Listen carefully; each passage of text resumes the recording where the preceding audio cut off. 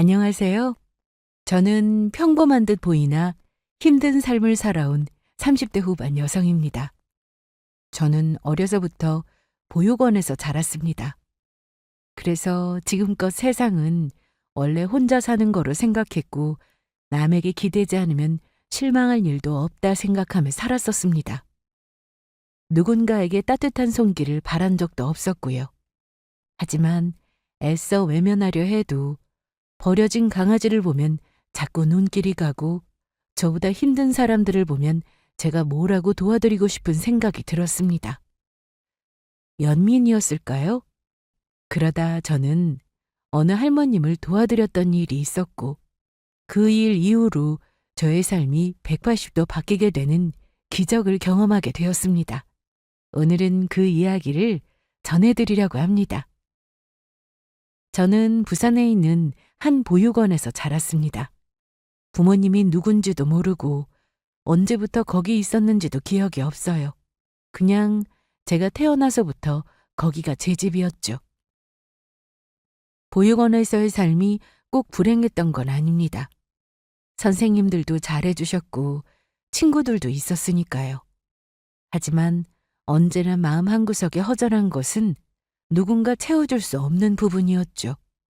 언젠가는 나 혼자 세상에 나가야 한다는 걸 알았으니까요. 그리고 그날이 왔죠. 고등학교 졸업과 동시에 보육원을 퇴소하게 됐습니다. 사실 많이 막막했죠. 어디로 가야 할지, 뭘 해야 할지 아무도 알려주는 사람이 없었어요. 하지만 먹고 살아야 하잖아요. 그래서 닥치는 대로 일자리를 알아보게 되었고 그러다 운 좋게 작은 부품 조립회사에 취직할 수 있었습니다. 처음엔 정말 힘들었어요. 온종일 좁은 공장에서 기계 소리를 들으며 손을 쉬지 않고 움직여야 했고 체력적으로도 힘든 순간들이 많아 일하는 게 버거울 때가 많았죠. 같은 일을 반복하다 보니 몸도 마음도 지쳐갔습니다. 하지만 버틸 수밖에 없었어요. 혼자 살아가려면 어떻게든 돈을 벌어야 했으니까요. 그렇게 버티며 몇 년을 일했습니다. 그러다 직장 동료 언니들과 문득 대화하다 계속 이렇게 살아선 안 되겠다는 생각이 들었습니다. 지윤아, 너 여기서 계속 있을 거야? 앞으로 계획 같은 거 있어? 네? 아직 딱히 생각해 본 건 없어요. 서울 한번 가볼 생각 없어? 거긴 일자리도 많고 기회도 훨씬 많잖아. 맞아. 여기서 계속 일하는 것도 나쁘진 않지만 솔직히 월급도 그렇고 한계가 있잖아. 서울 가면 훨씬 더 좋은 기회를 잡을 수도 있고. 근데 서울에서 혼자 사는 거 쉽지 않잖아요. 집값도 비싸고 생활비도 만만치 않고요. 그건 그렇지. 근데 기숙사에 있는 회사들도 많아. 그런데 들어가면 월급도 더 아낄 수 있고 환경도 훨씬 나을 거야. 그리고 솔직히 말해서 지훈이 너는 더 좋은 환경에서 일할 수 있는 사람이야. 지금은 그냥 먹고 살려고 다니는 거잖아. 맞아. 너는 뒤에서 도와줄 부모님도 없으니까 더 좋은 기회를 잡아야 해. 조금이라도 더 좋은 조건에서 일하는 게 중요하지 않겠어? 아, 그런가요? 그럼 진짜로 한번 고민해봐. 너라면 충분히 잘할 수 있을 거야. 어차피 어디서든 혼자 버텨야 하는 거라면 더 나은 환경에서 버티는 게 낫지 않아? 한번 생각해 볼게요. 동료 언니들 말대로 아무리 아껴도 월급만으로는 빠듯했었고 미래를 위해 저축하기는커녕 당장 생활비를 마련하는 것도 버거운 건 사실이었습니다. 그러다 서울에 가면 더 많은 기회가 있을 거라는 말을 들었습니다. 서울에 가면 일도 많고 돈을 더 벌 수 있다는 거였어요.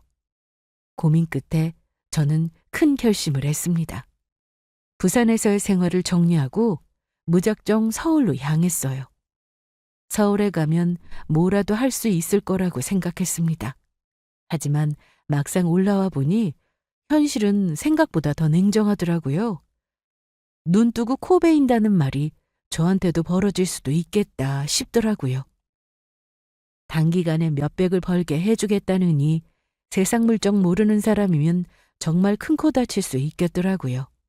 그러다 저는 스마트폰을 조립 및 검사를 하는 공장에 취업하게 되었고, 앞에 일했던 경력을 토대 삼아 제법 일을 잘할 수 있었습니다. 하지만 서울에 올라와 취업하자마자 예상치 못한 일이 벌어졌지 뭐예요. 그건 바로 전 세계가 떠들썩했던 코로나 팬데믹이었습니다. 처음엔 모두들 금방 끝날 거라 생각했었죠. 그런데 시간이 갈수록 상황은 점점 심각해졌고, 회사도 코로나로 인해 스마트폰 부품 공급이 막히면서 공장이 파업과 무급 휴직을 반복하다 결국 문을 닫게 되었습니다. 결국 저 또한 회사를 그만두는 상황에 놓이고 만 거죠. 정말 막막했어요. 그동안 벌었던 돈은 서울에서 자취방을 구하는데 다 써버려서 남은 돈이 거의 없었습니다. 그래서 겨우겨우 카페 아르바이트를 구했습니다. 일당이 아닌 주급으로 받는 일이라 그나마 버틸 수 있었어요. 그렇게 힘겹게 하루를 살아가면서 집 앞 마트에서 간단한 먹을거리를 사 먹으며 끼니를 해결했습니다. 그런데 어느 날부터인가 이상한 장면을 자꾸 보게 됐습니다. 나이가 지긋하신 할머니 한 분이 마트에서 1kg짜리 작은 쌀을 매번 옷 안에 숨기고 유유히 나가시는 거예요. 처음엔 그냥 착각인가 싶었어요. 그런데 그게 한두 번이 아니었습니다. 보다 못해 저는 할머니를 불러 세웠어요. 할머니 이러시면 안 돼요 하고요. 하지만 할머니는 제 말을 못 알아듣는 듯 멍한 표정으로 저를 바라보시다가 이내 고개를 획 돌리고 가버리셨어요. 그날 이후로도 저는 할머니를 자주 마주쳤어요. 어느 날은 마트 안에서 무언가를 찾는 듯 서성이시더니 결국 아무것도 사지 않고 나가시더라고요. 저는 왠지 마음이 쓰여 마트에서 삼각김밥과 따뜻한 어묵 국물을 샀습니다. 그리고 마트 밖에서 주저앉아 계시는 할머니 앞에 조심스럽게 들여보았습니다. 할머니는 제 손길이 닿자 움찔하며 저를 바라보셨고요. 그러더니 천천히 삼각김밥을 집어 드시더라고요. 저는 조용히 지켜보다가 할머니가 떨리는 손으로 포장을 뜯고 음식을 입에 넣는 걸 보고서야 자리를 떴습니다. 그 후로 저는 할머니를 볼 때마다 신경이 쓰였어요. 그러던 어느 날 비가 억수같이 쏟아지던 날이었습니다. 아르바이트를 끝내고 집으로 돌아가는 길에 편의점 앞에서 비를 맞으며 서 계신 할머니를 발견했어요. 옷이 이미 다 젖어 있으신 상태였고요. 저는 다가가 우산을 펼쳐들고 말없이 할머니 위에 씌워드렸습니다. 할머니는 천천히 고개를 들고 저를 바라보셨습니다. 눈동자가 이리저리 흔들리더니 갑자기 손을 뻗어 제 소매를 꼭 잡았어요. 저는 당황했지만 가만히 서 있었죠. 그리고 할머니가 손을 놓을 때까지 그냥 그렇게 서 있었습니다. 그렇게 할머니와의 만남도 잦아질 무렵 여느 날과 다름없이 할머니는 마트에서 또 쌀을 품고 계신 겁니다. 이제는 무슨 사연이 있는 게 분명하다는 생각이 들었었고 저는 결국 큰맘 먹고 10kg짜리 쌀을 하나 사들었습니다. 할머니, 이제 그만 가져가세요. 자꾸 훔치시면 경찰에 신고합니다. 무슨 사연이 있으셔서 이렇게 맨날 쌀을 가져가시는 거예요. 오늘은 제가 쌀 사드릴게요. 매번 이렇게 가져가시는 거 저도 이제 눈 감아드리기 어려워요. 저도 많이 어렵게 살았어요. 그래서 남 돕는 게 쉽지 않다는 것도 알고요. 하지만 할머니, 이렇게 힘들게 마트 나오시는 거 보는 것도 이젠 보고 있기가 그러네요. 이거 받아주세요. 제가 사드리는 거예요? 무겁죠? 제가 집까지 가져다 드릴 테니까 자, 같이 가요. 제가 같이 모셔다 드릴게요. 할머니는 저를 빤히 보시더니 고맙다는 듯이 활짝 웃으시는 겁니다. 그러고는 따라오라는 듯 집으로 발걸음을 향하셨고 저도 할머니를 따라 그 무거운 쌀을 들고 낑낑 따라갔습니다. 도착한 곳은 엄청나게 큰 저택이었습니다. 혹시 남의 집을 오신 건 아닌가 싶어 살짝 걱정도 되긴 했었죠. 집 앞까지 따라가 문 앞에 쌀을 내려놓고 나니 할머니가 멈춰서서 저를 바라보시더라고요. 제 얼굴을 가만히 들여다보시더니 눈물을 흘리시며 다시금 환하게 웃으시는 게 아니겠어요? 저는 당황한 나머지 울지 마시라고 다독여드리는 사이에 할머님께선 초인종을 누르셨습니다. 초인종 소리에 헐레벌떡 달려오는 소리가 들렸고 어떤 중년 남성분이 나오셨습니다. 어머니, 또 어디 다녀오셨던 거예요? 얼마나 찾았는지 아세요? 눈 깜짝할 새 자꾸 사라지시면 어떡해요? 사람 걱정되게. 아가씨는 누구세요? 저 할머니를 마트에서 몇 번 뵌 적이 있었어요. 할머니께서 가끔 쌀을 가져가시길래 제가 사드리는 게 좋을 것 같아서. 아, 정말 감사합니다. 그런데 죄송합니다. 저희 어머니가 치매를 앓고 계세요. 가끔 예전으로 돌아가신 것처럼 행동하시거든요. 지금이야 저희가 잘 돼서 이렇게 좋은 집에 살지만 어렸을 적엔 정말 힘들게 살았어서 어머니가 치매가 오신 뒤로 자꾸 저희 밥을 제대로 못 먹으셨던 게 생각이 나시는지 이렇게 꼭 마트에서 쌀을 가지고 오시더라고요. 마트 주인분께는 미리 돈도 다 들여놓은 상태였습니다. 저희가 아가씨께 불편하게 한 건 아닌지. 아니에요. 그냥 도와드리고 싶었어요. 정말 감사합니다. 그런데 어머니 쌀은 아가씨가 사주신 거예요? 사정이 괜찮으신가요? 저도 넉넉한 형편은 아니지만 그냥 할머니가 필요해 보이셔서요. 아유, 정말 고맙습니다. 이렇게까지 신경 써주실 줄 몰랐습니다. 쌀값은 제가 다시 도로 돌려드리겠습니다. 그리고 괜찮으시면 저희 집에서 저녁이라도 드시고 가실래요? 어머니 덕분에 귀한 인연을 맺었는데 그냥 보내드리긴 너무 죄송해서요. 감사드린 마음도 있고요. 저녁이요? 네, 간단한 집밥이라도요. 이렇게까지 신경 써주셨는데 감사 인사만 드리고 보내드리기엔 너무 실례되는 것 같아서요. 식사라도 제대로 챙겨드리고 싶네요. 혹시라도 불편하시면 부담 갖지 마시고요. 그럼 식사만 짧게 하고 가겠습니다.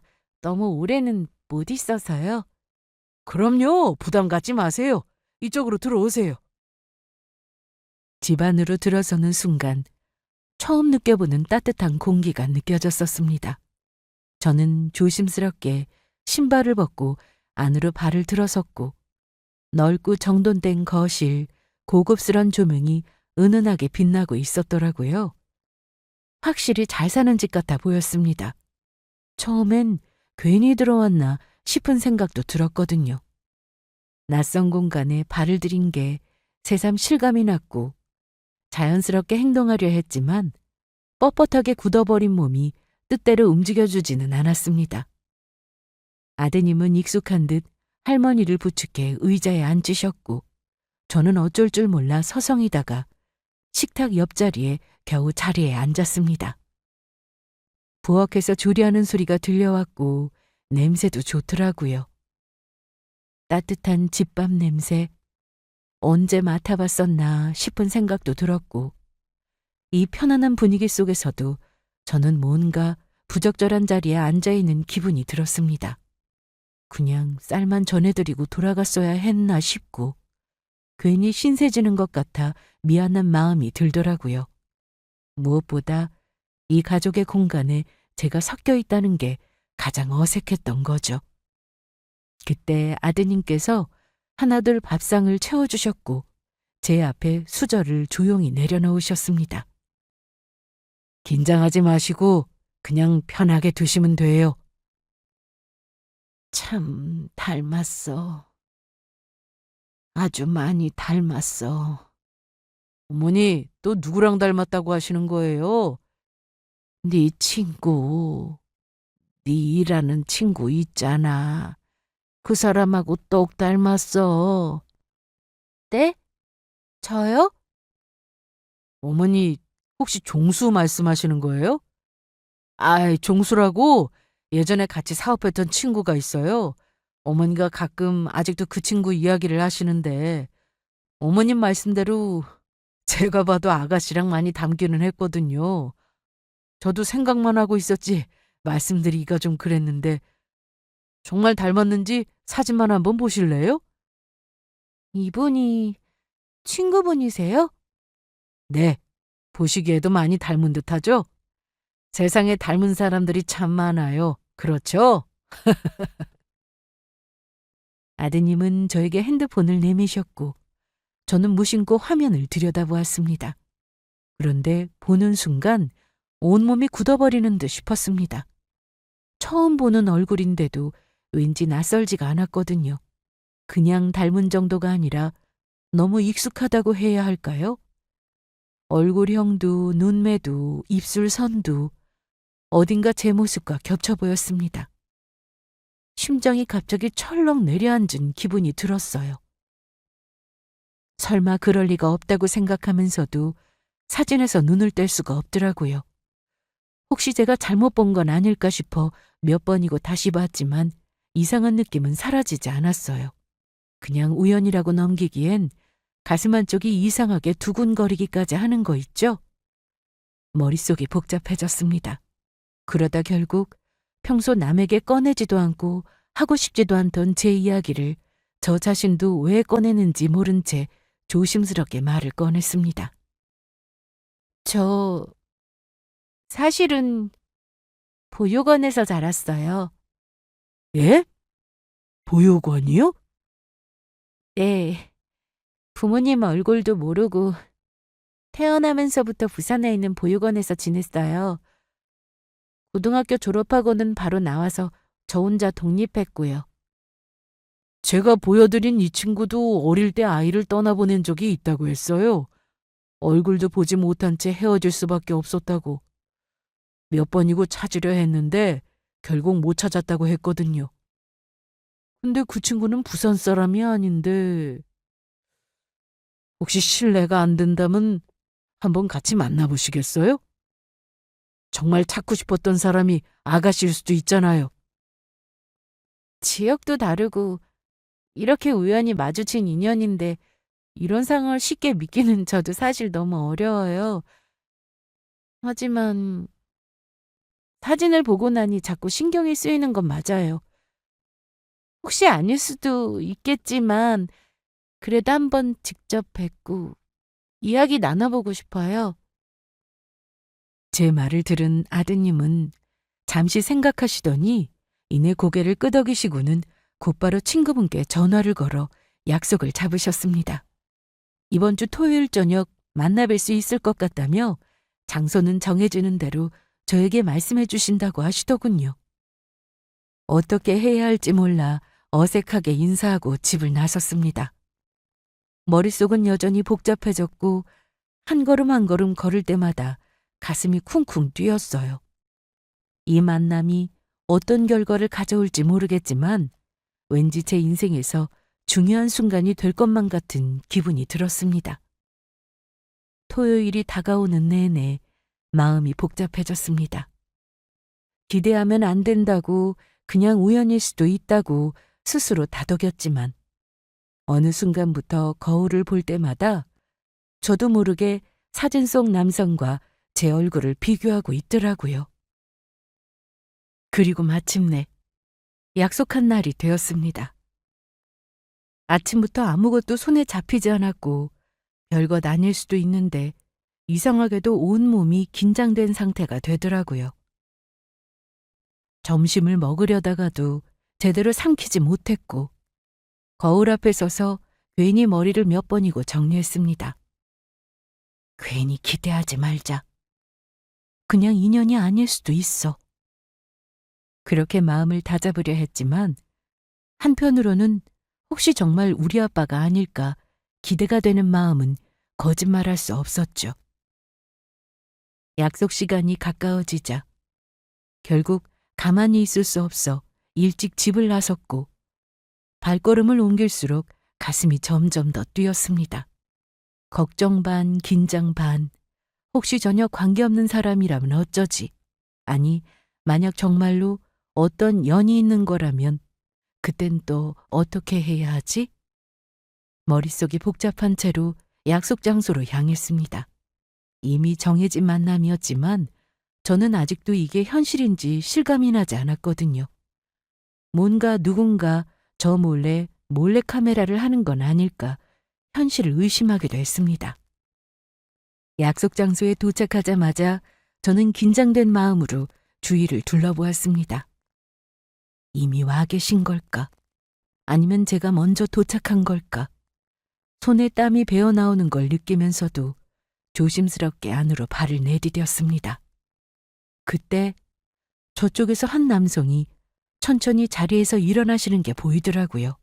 그리고 저희 두 사람의 눈이 마주친 순간 저는 온몸이 굳어버렸습니다.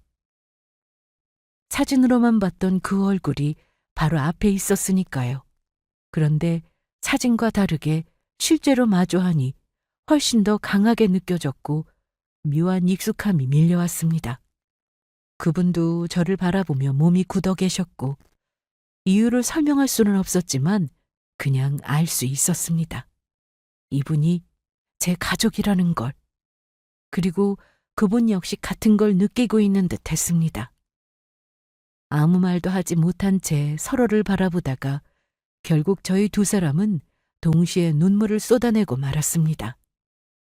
이럴 리가 없는데, 설마 정말... 저도 잘 모르겠어요. 그런데 이상하게도 뵙자마자 눈물이 나요. 친구 통해서 이야기는 들었지만 이렇게 직접 보니까 믿기지가 않네요. 저도요. 사실 오늘 오면서도 계속 반신반의했어요. 그런데 막상 마주하고 보니까 그냥 제 아버지 같다는 느낌이 들어요. 혹시 몇 년도에 태어나셨죠? 제가 알기론 1991년도에 보육원에 들어왔다고 들었어요. 태어나자마자요. 시기상으론 그 애가 맞는 듯 싶네요. 정말 제 아버지신가요? 저도 확신할 수는 없지만 시기상으론 맞는 듯 싶습니다. 만약 정말 맞다면 너무 늦었지만 정말 미안합니다. 저 단 한 번도 부모님이 누굴까 생각하지 않은 적이 없었어요. 어린 시절부터 늘 궁금했고 왜 저는 혼자였는지, 왜 저만 부모님이 없는지, 도대체 어떤 이유로 저를 두고 가신 건지 항상 궁금했어요.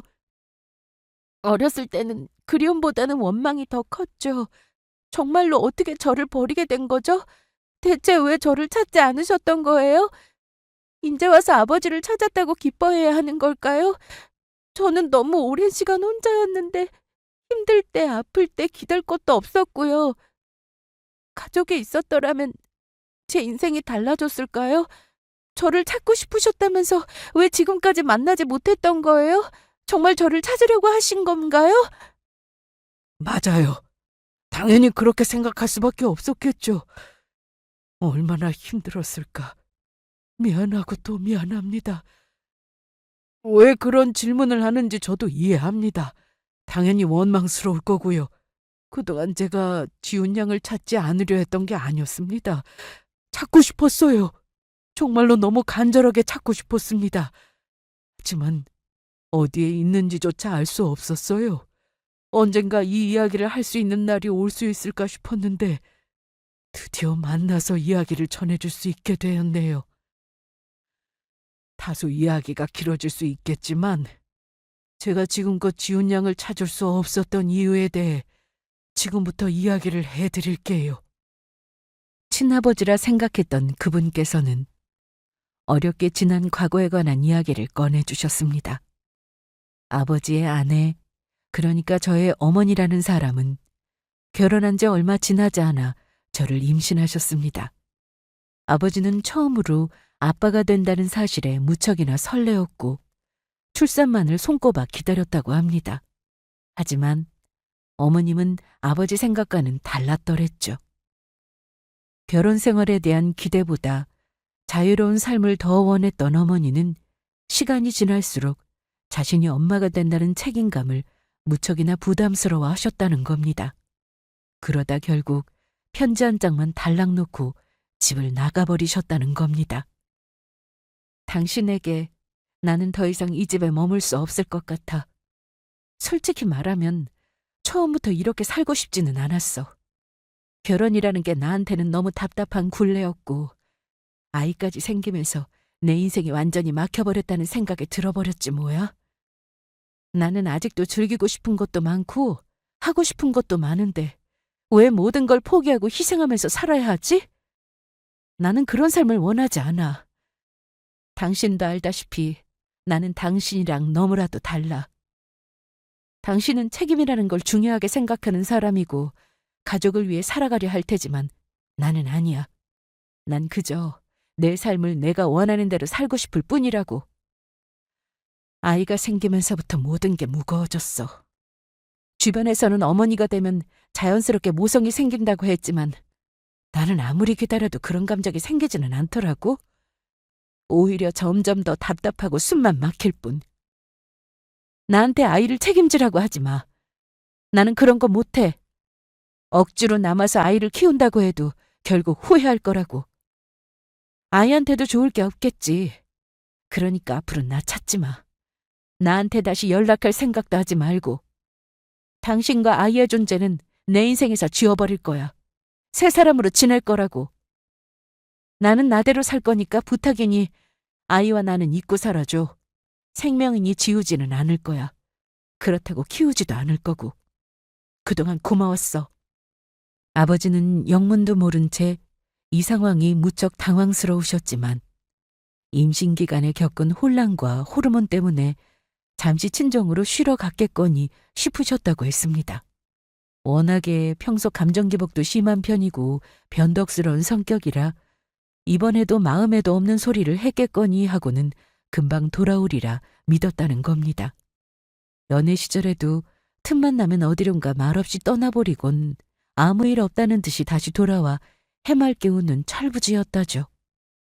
하지만 이번은 정말로 영영 떠나버린 것인지 몇 달이 지나도 연락조차 닿지 않았다는 겁니다. 그 당시 사람을 찾는 일이 지금처럼 쉬운 것도 아니었고 간절한 마음에 어머니를 찾아 나섰지만 알 길이 없었고 저의 외할머니 되시는 그분조차도 아버지의 연락을 피하셨다는 겁니다. 그러다 결국 출산일이 지나서도 어머니는 찾을 수 없었다고 하더군요. 외할머니와 겨우 통화가 닿아 어머니의 행방을 묻자 오히려 냉정하게 이야기하시더라는 겁니다. 어머님, 제발 저한테 혜진이 소식 좀 알려주세요. 그 사람 지금 진짜 어디에 있는 겁니까? 혜진이? 인제 와서 그 애를 찾긴 왜 찾아? 버린 건 너 아니었어? 제가 버리긴 누굴 버려요, 어머님.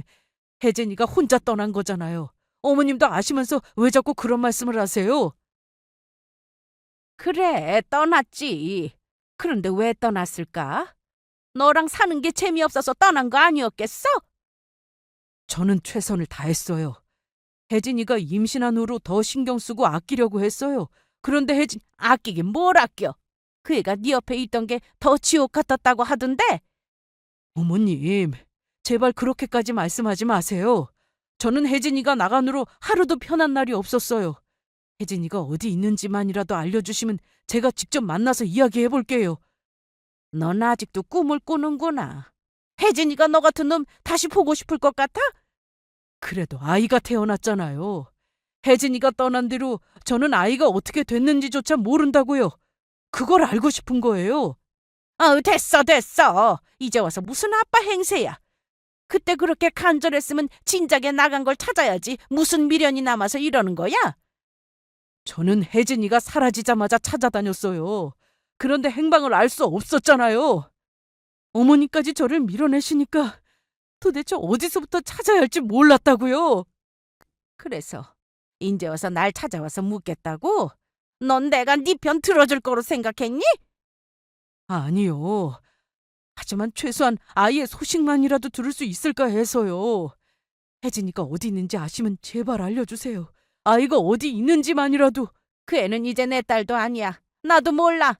알 필요도 없고 알고 싶지도 않고. 나도 그 애랑 연락 끊은 지 오래야. 알아서 살겠지. 어디서 뭘 하는지도 몰라. 그리고 솔직히 알고 있어도 안 알려줄 거야. 너 같은 놈, 내 딸이랑 다시 엮이는 거 꼴도 보기 싫거든. 어머니 제발요. 혜진이가 어디 있는지만이라도. 어머니, 제발 한 번만 도와주세요. 저 혜진이를 찾고 싶은 게 아니라 제 아이를 찾고 싶어요. 아이가 어디 있는지만 알려주세요. 참, 지 씨라고 아이는 엄청 찾네. 그 애는 보육원에 맡겼다고 들었어. 예? 보육원이요? 어느 보육원입니까? 제발 알려주세요. 알려주면 네가 키울 거야? 네가 무슨 수로? 인제 와서 찾아봐야 아무 의미 없어. 네 애가 어디 있든 어떻게 살든 이제 나랑은 상관없는 일이야. 그리고 너랑은 상관없는 일이지. 그러니까 그냥 잊고 살아. 태어나지 않았다고 생각하라고. 그리고 들어보니 딸이던데. 아유, 하필 낳아도 딸을 낳아. 치질이도 자식 보고 없지. 아유. 딸이랍니까? 정말 딸이에요? 어떻게든 찾아서 제가 보살필 겁니다. 그게 부모로서 해야 할 일이잖아요. 그리고 의미가 없을 리가 없잖아요. 제발 보육원 이름이라도. 도대체 왜 그렇게까지 하시는 겁니까? 아유, 몰라. 사람 귀찮게 하지 말고 나한테도 이제는 다시 연락하지 마라. 전화선 다 뽑아버리고 나도 이사가 버리라니까. 그렇게 외할머니는 전화를 무책임하게 끊어버리셨다는 겁니다. 아버지는 마지막 희망이던 실마리마저 끊어진 기분이었다고 하더라고요. 그 후 그래도 포기하지 않고 보육원이란 보육원을 다 찾아다녔다는 겁니다. 하지만 어머니와 함께 살았던 곳이 경기도였기에 서울과 경기권의 보육원들만 수십 곳이 되니 찾는 데 어려움이 상당했다고 하더라고요. 그래서 결국 찾다 못해 포기하게 되었던 거고요. 요즘처럼 인터넷에 이름을 검색만 하면 단번에 나오는 시대도 아니었고, 보육원들도 개인정보 보호를 이유로 정보를 쉽게 제공하지 않기 때문에 혼자서 저를 찾기에는 듣기로도 아주 버거워 보였습니다. 하지만 그렇게 애타게 찾았던 딸이 부산에 있을 거라고는 더욱더 상상도 못했겠죠. 아버지의 이야기를 듣고 나니 그제야 저는 모든 게 이해가 됐습니다. 왜 그렇게도 저를 찾기 힘들어 했었는지, 왜 수십 년을 헤매야만 했는지, 어렸을 때부터 늘 궁금했던 저의 의문점들이 이제야 비로소 해답을 찾은 것 같았습니다. 아버지는 끝까지 저를 찾으려 했고, 제가 어디에 있는지조차 알지 못한 채 절망 속에서 살아왔을지 생각해보니 마음이 아프더라고요. 반면에 저의 어머니라는 사람의 행동에는 절로 한숨이 나왔습니다. 자기 인생을 허비하고 싶지 않다며 집을 나와버린 사람. 연락조차 되지 않고 아이를 전혀 관련도 없는 저 먼 부산까지 가서 보육원에 맡긴 뒤로는 아무런 책임도 지지 않은 사람. 그리고 그 사실을 알면서도 끝까지 입을 닫아버린 외할머니. 어떻게 그럴 수 있었을까요? 제가 사랑받지 못해서가 아니라 그들이 애초에 책임질 마음이 없었기 때문이라는 걸 이제야 깨달았습니다. 어린 시절 태어나서부터 나한테 무슨 문제가 있었던 걸까 하고 생각했던 스스로가 어리석게 느껴졌었습니다. 하지만 그런 어머니와는 다르게 아버지는 포기하지 않으셨죠. 찾을 수 없을지도 모른다는 막연한 가능성 속에서도 계속해서 저를 찾으려 했고, 한 번도 얼굴을 본 적 없는 아이를 보육원 수십 곳을 돌아다니며 단서를 찾으려 했던 아버지였습니다. 그 노력이 얼마나 간절했을지, 얼마나 절박했을지 생각할수록 눈물이 차오르더라고요. 저는 말로 표현할 수 없는 감정이 밀려왔고 억울함도 서운함도 원망도 있었지만 그보다 더 컸던 건 아버지에 대한 고마움이었습니다. 저를 잊지 않았다는 것, 저를 찾으려고 노력했다는 것, 그 사실 하나만으로도 저는 충분히 위로받을 수 있을 것 같았습니다. 그러면서 저희를 지켜보던 할머니 아드님께서도 말문을 여시더라고요. 정말 이렇게 만나게 될 줄은 꿈에도 몰랐네요. 지훈 씨가 우리 어머니께 쌀을 사다 주셨다고 했을 때도 참 고맙다고 생각했는데 이렇게 놀라운 인연까지 이어지다니 우리 어머니가 치매로 정신이 온전치 않으신데도 그걸 헤아리고 돕는다는 게 쉬운 일이 아니잖아요. 그냥 지나칠 수도 있었을 텐데 덕분에 어머니도 잠시 정신 돌아오셨을 때 말씀드리니 얼마나 미안하고 고마워하셨는지 몰라요. 참 지훈 씨 반듯하게 잘하셨어요. 부모 없이 큰다고 서럽고 힘든 순간들도 많았을 텐데 그걸 다 견디고 이렇게 너무 다정하고 착한 마음씨를 가졌으니 정말 장하게 컸습니다. 아니에요. 제가 딱히 대단한 걸 한 것도 아닌데요. 그러게요.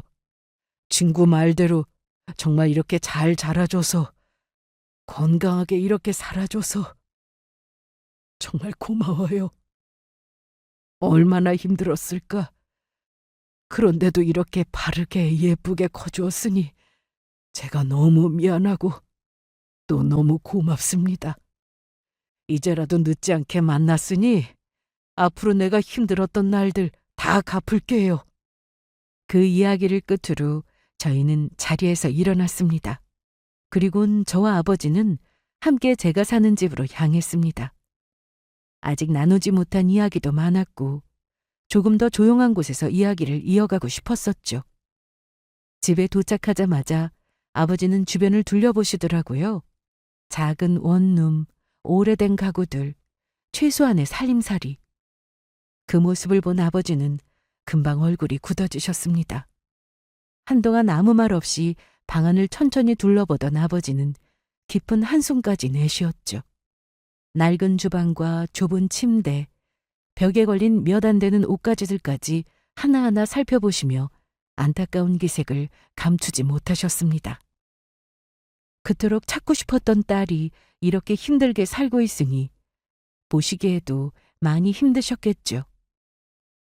잠시 침묵이 흐르더니 아버지는 조용히 입을 여셨습니다. 그동안 제가 얼마나 힘들게 살아왔는지를 생각하니 마음이 너무 아프다고 이제라도 옆에서 보살피고 싶다고 하시더라고요. 본인은 현재 사업이 안정적으로 운영되고 있기 때문에 재정적인 어려움은 전혀 없으니 더는 이렇게 혼자 힘들게 살 필요가 없다고 말이죠. 이제야 어렵게 찾았는데 또다시 떨어져 살 수는 없다며 늦었지만 이제라도 부모로서 해줄 수 있는 것들을 하고 싶다고 하셨습니다. 그 말에는 후회와 안타까움 그리고 진심 어린 애정이 묻어 있었습니다. 그리고 한동안 망설이는 듯 하시더니 조심스럽게 다시 입을 여시며 혹시 학교를 다시 다니고 싶다면 언제든 지원해주겠다고, 하고 싶은 일이 있다면 무엇이든 도와주겠다고 하시더라고요. 어려운 환경으로 제 꿈도 못 펼치고 고등학교 졸업과 동시에 일을 했다 하니 많이 안타까워하셨습니다. 사실 이러한 모든 상황이 저는 아직도 현실 같지가 않았습니다. 하루 만에 아버지를 찾게 된 것도 믿기지 않고 함께 살자는 제안과 이런 복을 누가 누려도 되는 건지조차 모르겠더라고요. 지금까지 혼자 버티는 게 익숙했던 저는 누군가가 저를 위해 뭔가를 해주는 일이 거의 없었으니까요. 아버지는 당연하다는 듯이 함께 살자고 하시고 학교를 다시 다니고 싶다면 지원해주겠다고 하시고 제가 하고 싶은 게 있으면 뭐든 도와주겠다고 하시는데 믿기지 않으면서도 저를 이렇게 먼저 생각해 주시는 게 그냥 한없이 고마웠습니다.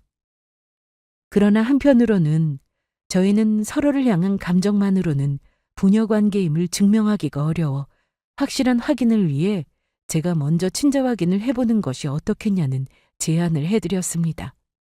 그렇게 어느 정도 대화를 마친 후 아버지는 아쉬운 기색을 보이면서 집으로 돌아가셨습니다. 그러고 며칠 뒤 아버지와 저는 함께 친자 확인을 진행하게 되었습니다.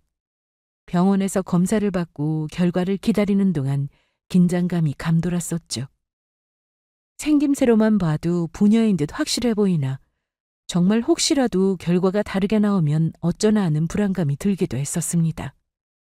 그 검사 자체가 주는 긴장감도 있었던 것 같습니다. 며칠 후 마침내 검사 결과가 나왔고 저희는 공식적으로 부녀 관계임을 확인했습니다. 예상했던 결과였지만 문서로 확인하는 순간 감정이 북받치더라고요. 서로를 향한 믿음이 확신으로 바뀌는 순간이었죠. 저에게도 드디어 아버지의 존재가 있다는 게 너무 꿈만 같았습니다. 무엇보다도 저도 이제 더는 혼자가 아니라 곁에서 지지해주고 기쁠 때 함께 웃고 슬플 때 함께 울어줄 수 있는 가족이 있다는 것이 무엇보다 넘치도록 행복했습니다.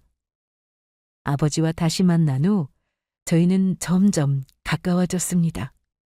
처음에는 연락을 자주 주고받으며 서로를 알아가는 시간을 가졌고 그 후에는 종종 만나 함께 식사도 했었습니다. 그러면서 아버지는 제 걱정을 많이 하셨었죠. 혼자 사는 제 생활이 편하냐고, 혹시 부족한 건 없냐고 조심스럽게 물어보기도 하셨고 시간이 지날수록 함께 살자는 말씀을 자주 하셨습니다. 처음엔 망설여지더라고요. 오랜 시간 혼자 살아온 터라 갑자기 누군가와 함께 산다는 게 어색하게 느껴지기도 하고 가족이라는 존재가 아직 낯설기도 했으니까요. 하지만 아버지는 포기하지 않으시고 제가 부담스럽지 않게 천천히 생각해보라며 기다려주셨습니다. 그러던 어느 날 아르바이트를 마친 후 좁고 낡은 원룸으로 돌아오는데 문득 이 공간이 이제는 제게 익숙한 곳처럼 느껴지지 않게 느껴지는 거예요. 늘 혼자 끼니를 해결하고 아플 때도 혼자 견디던 공간이었지만 이제는 다르잖아요. 저를 걱정해주고 따뜻하게 맞아주는 가족이 생겼으니까요. 그렇게 저는 결국 아버지의 제안을 받아들이기로 했고 아버지께 말씀드리니 아버지는 당장에 언제든 들어와도 된다며 저를 위한 준비를 이미 다 마치셨다고 하시더라고요. 그게 무슨 말씀이실까 싶어 의아한 생각을 하게 되었고 저는 아버지 집으로 이사를 하게 되었습니다. 집에 들어섰을 때 넓고 깔끔한 거실과 세련된 인테리어가 먼저 눈에 들어왔습니다. 그리고 아버지는 조심스럽게 제 방을 안내하셨죠. 문을 열자 환한 햇빛이 들어오는 방이 보였습니다. 지금까지 살아왔던 작은 원룸과는 비교도 안 될 만큼 넓고 깔끔했죠. 벽지는 새하얗고 가구들도 하나하나 신경 써서 배치된 게 느껴졌어요. 마치 제가 오기만을 기다렸다는 듯이요. 책상 위에는 새 노트북이 놓여 있었고 창가 쪽에는 푹신해 보이는 1인용 소파가 자리하고 있었습니다. 옷장문을 열어보니 기본적인 옷가지들까지 준비되어 있더라고요. 젊은 여자 옷을 어떻게 알고 사신 것인지 세심한 배려에 감탄이 절로 나왔습니다. 그제야 아버지가 하신 말씀이 떠올랐습니다. 언젠가 저를 찾게 될 거라고 믿고 그때를 대비하여 이 집을 마련하셨다고 하시더라고요. 혼자 살기에는 너무 큰 집이었지만 언젠가 제가 돌아오면 함께 살고 싶어 외로움을 견디며 이곳을 지켜왔다고 하셨습니다. 그 말을 떠올리는 순간 벅찬 감정이 몰려와 방 한가운데 주저앉고 말았어요. 그리고 하염없이 눈물을 쏟아내었죠. 너무 늦게 왔지만, 너무 오래 걸렸지만 그래도 돌아올 곳이 있었다는 사실이 믿기지 않더라고요. 그래, 많이 힘들었지? 지금까지 혼자 얼마나 외롭고 힘들었을까? 이제 더는 그런 생각 안 해도 돼. 네가 어디에서 어떻게 살아왔든 지금부터는 내가 지켜줄 거니까. 늦게 찾아서 미안하다. 하지만 이제라도 널 다시 만나게 돼서 정말 다행이야. 저 정말 여기서 살아도 되는 걸까요? 이렇게 좋은 집에서 이렇게 따뜻한 가족과 함께해요. 저는 평생 혼자였는데 갑자기 이런 행복을 누려도 되는지 모르겠어요. 꿈 같아요. 아니, 오히려 너무 비현실적이어서 아직도 실감이 안 나요. 왜 네가 그런 고민을 해야 해? 넌 내 딸이야. 내 피가 흐르는 아이고 내가 평생 찾아 헤맸던 내 가족이야. 이제는 혼자 끙끙 앓고 고민하지 말고 힘든 게 있으면 나한테 말해. 이제부터라도 행복하면 돼. 그럴 자격 충분히 있어. 우리가 함께하지 못한 시간이 너무 많잖아요. 이제 와서 이렇게 좋은 걸 받아도 되는 걸까요? 저는 아직도 이 상황이 낯설고 꿈처럼 사라질까 봐 겁이 나요. 그 시간들을 다 함께 채우면 되지. 네가 혼자였던 시간만큼, 아니 그보다 더 많이 행복하게 만들어줄게. 이제부터는 내가 곁에 있을 거야. 그러니까 너무 부담 갖지 말고 천천히 익숙해지면 돼. 여긴 이제 네 집이야. 그리고 난 네 아버지야. 저는 조금씩 아버지의 품에서 적응해 보려고 노력했습니다. 여전히 모든 것이 낯설고 조심스러웠지만 아버지는 서두르지 않고 제 속도에 맞춰주셨어요. 처음에는 그저 따뜻한 집에서 편히 쉬는 것만으로도 벅찼습니다. 더 이상 매일 생활비를 걱정하지 않아도 된다는 사실이 어색하면서도 한편으로는 안도감을 주었죠. 그러면서도 저는 고민했어요. 이렇게 마냥 아버지께 의지하며 살아도 될까? 그동안 혼자 버텨온 시간이 길었던 만큼 누군가에게 기대는 게 익숙하지 않았거든요. 그래서 아버지께 말씀드렸죠. 저도 다시 일을 하고 싶다고, 제자리에서 제가 할 수 있는 일을 찾아보고 싶다고요. 아버지는 제 결정을 존중해 주셨습니다. 다니던 카페 아르바이트를 정리하고 아버지 회사에서 조금씩 일을 배우기 시작했어요. 처음에는 서류 정리나 간단한 업무부터 맡았지만 차츰 회사가 돌아가는 방식도 익히고 직원들과도 조금씩 친해지려고 노력했습니다. 예전처럼 하루 벌어 하루를 사는 게 아니라 이제는 제 미래를 계획할 수 있는 삶을 살게 된 거였어요. 여전히 어색하고 조심스럽지만 그래도 한 걸음씩 나아가 보기로 했습니다. 새로운 삶을 살아볼 수 있다는 게 조금씩 실감나기 시작했으니까요. 아버지와는 함께하는 시간도 점점 많아졌습니다. 누군가에게는 정말 평범한 일상과도 다름없지만 저에게는 꿈만 같은 일들이요. 퇴근 후에는 함께 저녁을 먹으며 하루 동안 있었던 일들을 나누고 주말이면 아버지와 가까운 공원으로 산책을 나가기도 하고요. 처음에는 서로 어색해서 길어야 몇 마디 주고받는 게 전부였는데 이제는 자연스럽게 웃으며 대화하는 순간들이 많아졌습니다. 어느 날은 아버지가 제게 운전을 배워보지 않겠냐고 하셨어요. 사실 저는 늘 대중교통만 이용하며 살았기에 운전이란 걸 한 번도 해볼 생각조차 못했습니다. 어차피 면허를 딴다 해도 차 살 돈도 없고 써먹을 수가 있겠나 싶었으니까요. 하지만 이제는 아버지가 직접 옆에서 하나하나 가르쳐 주셨고 덕분에 조금씩 자신감이 붙더라고요. 그래서 지금은 일종 면허를 따서 운전을 제법 하고 다닙니다. 아버지와 함께 처음으로 장을 보러 갔을 때도 저는 문득 이제야 정말 가족이 되었구나 라는 생각이 들더라고요. 아버지와 함께 있는 시간이 쌓일수록 저는 점점 더 행복해졌습니다. 혼자일 때는 몰랐던 따뜻함과 안정감을 이제야 느낄 수 있었거든요. 아버지는 제게 늘 말씀하셨어요. 앞으로 무엇이든 하고 싶은 게 있으면 주저 말고 도전하라고요.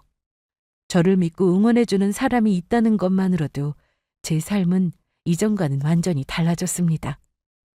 이제 저는 새로운 미래를 꿈꾸며 하루하루를 살아가고 있습니다. 여전히 세상에는 어려운 일도 많겠지만 이제는 그 길을 혼자가 아니라 함께 걸어갈 가족이 있어요. 저도 부모님께 효도하는 법을 배워본 적은 없지만 이제라도 조금씩 실천해보고자 합니다. 저의 긴 이야기 들어주셔서 감사합니다. 앞으로의 날들이 더 행복할 수 있도록 저를 응원해 주시면 감사하겠습니다.